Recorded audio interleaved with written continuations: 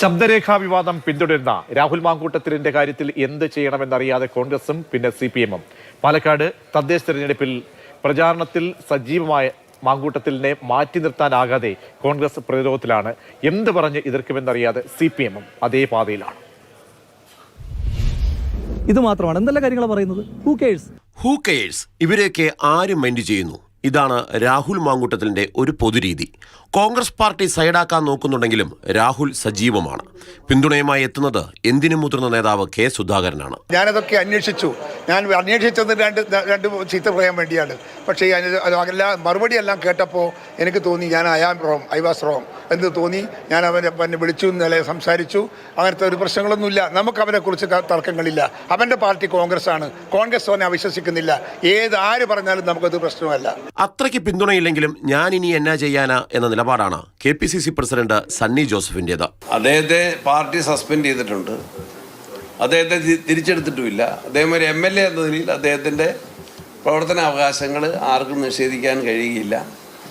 ആ നിലയിലാണ് അദ്ദേഹം ബന്ധപ്പെട്ടുള്ളത്. എന്തേലും ചെയ്യുന്നെങ്കിൽ KPCC പ്രസിഡന്റ് ചെയ്യണമെന്നതാണ് പ്രതിപക്ഷ നേതാവ് VD സതീശന്റെ ഒരിത്. ഒരേ കാര്യത്തിന് 2 പ്രാവശ്യം നടപടി എടുക്കാൻ പറ്റുമോ? ഒരേ കാര്യത്തിന് ഞങ്ങളൊരു നടപടി എടുത്തില്ലേ? ആ നടപടി എടുത്ത പാർട്ടിയാണ് കോൺഗ്രസ്. അതുപോലൊക്കെ തന്നെയാണ് രമേശ് ചെന്നിത്തലയും പറയുന്നത്.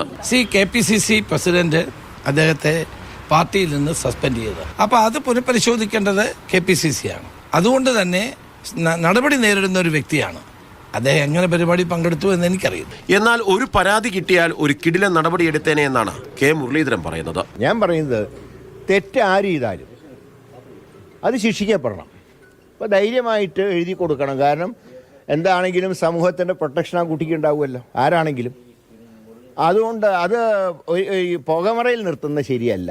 ചാനലിൻ്റെ പുറത്ത് നിന്നിട്ട് മാത്രം ശബ്ദവും ആളെ പുറത്ത് കാണാത്ത രീതി അത് നല്ലൊരു രീതിയല്ല. മുരളീധരൻ പറഞ്ഞ പോലെ ഒരു പരാതിയില്ലാതെ എന്തു ചെയ്യും എന്നതാണ് CPM സംസ്ഥാന സെക്രട്ടറി MV ഗോവിന്ദിന്റെയും ദുഃഖം.